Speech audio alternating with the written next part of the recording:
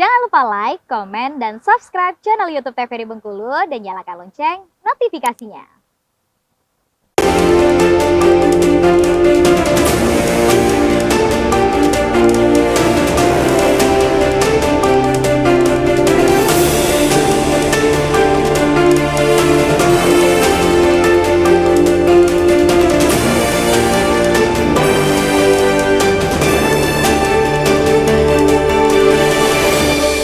Terima kasih pemirsa TVRI Bengkulu, masih bersama saya Afriko Zuhri. Kembali Anda menyaksikan program acara Berendo, tentunya dalam tema kali ini larangan terkait Ketua RT dan RW untuk jadi tim sukses.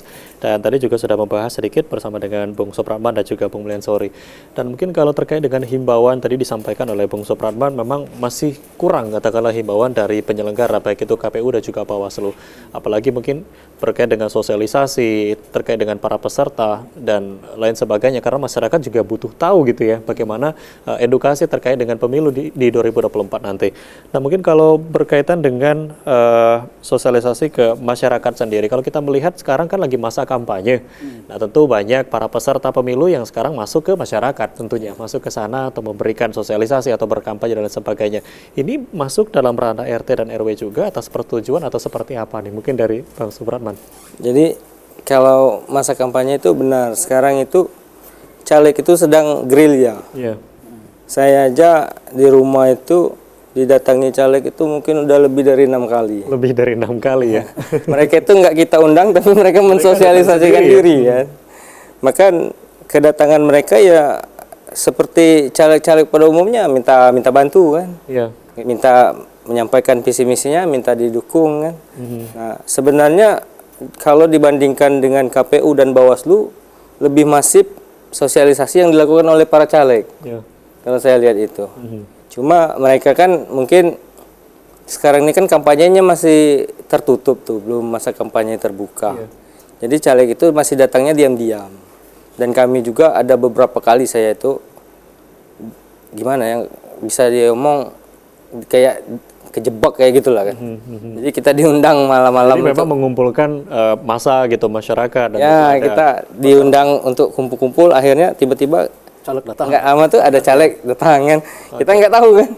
Nah, sebenarnya tapi hal-hal seperti itu kalau menurut saya sudah lumrah lah dari tahun ke tahun, dari pemilu ke pemilu. Hal seperti ini memang sering terjadi lah. Ya, sebetulnya kalau untuk hal-hal seperti ini, kalau misalnya kita ngambil dari sisi positifnya, ya mereka ingin mengenalkan diri kepada masyarakat gitu ya. Katakanlah memang sekarang lagi masa kampanye, ya mungkin hal-hal negatifnya jangan sampai nanti ada hal-hal yang memang terselubung, yang memang ada niat tersendiri dan lain sebagainya. Nah mungkin kalau dari Bang Mulyantsoeri seperti apa nih menanggapi untuk peserta calon sendiri yang mungkin mulai berkampanye, masuk ke masyarakat dan lain sebagainya? Ya berkaitan dengan sosialisasi. Iya. Kalau sosialisasi yang dibutuhkan itu adalah sebetulnya sosialisasi pemahaman hukum kepada RT dan RW. Kalau Pantarlih, kemudian juga PPS, PPK itu kan, apalagi Pantarlih itu berkaitan dengan pendataan calon pemilih kan. Iya. Nah ini kan belum menyentuh ke ranah sosialisasi aturan-aturan yang mana boleh, yang mana tidak bolehnya kan.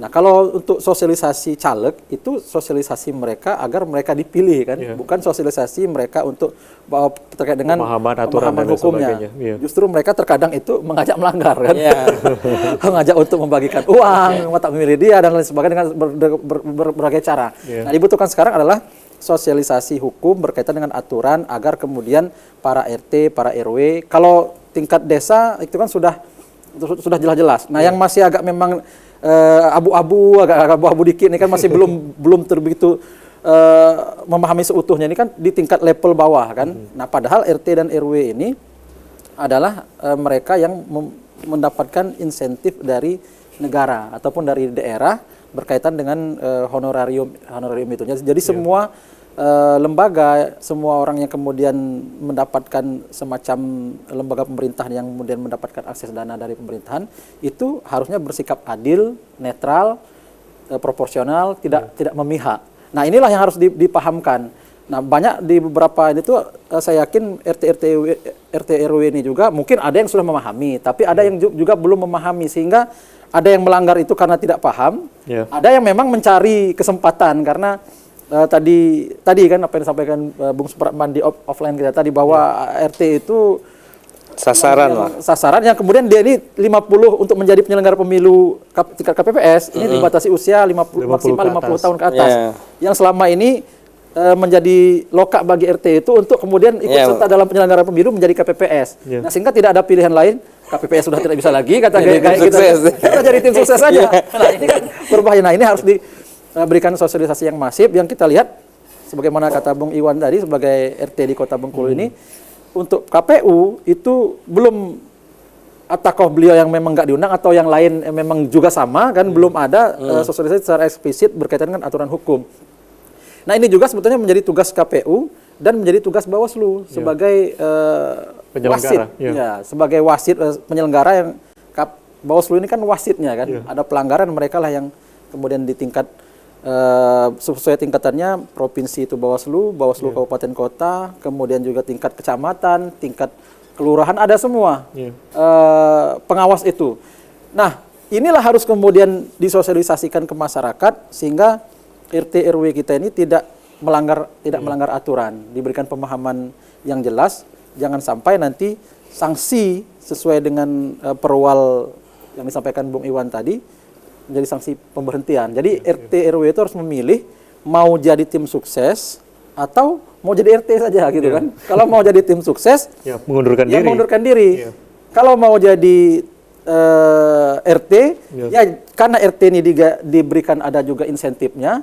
Nah, jangan terlibat dalam pemenangan caleg apalagi dalam melakukan money politik membagikan itu. Karena apa yang kemudian dilakukan RT ini RW ini yang bersifat administrasi bisa diberhentian, tapi kalau dia mengkoordinir dalam pembagian money politik, nah ini kan bisa lari ke pidananya kan kalau berkaitan dengan money politiknya kan. Nah, mungkin berkaitan juga dengan RT RW ini kan tidak hanya terfokus pada ketuanya saja gitu, tapi juga masyarakat yang memang ada di suatu daerah tersebut. Mungkin kalau melihat dari kesadaran masyarakat sekarang dengan banyaknya partai politik mungkin yang sekarang yang masifnya ini yang memberikan sosialisasi, katakanlah tadi bukan dari penyelenggara, dari KPU dan juga Bawaslu.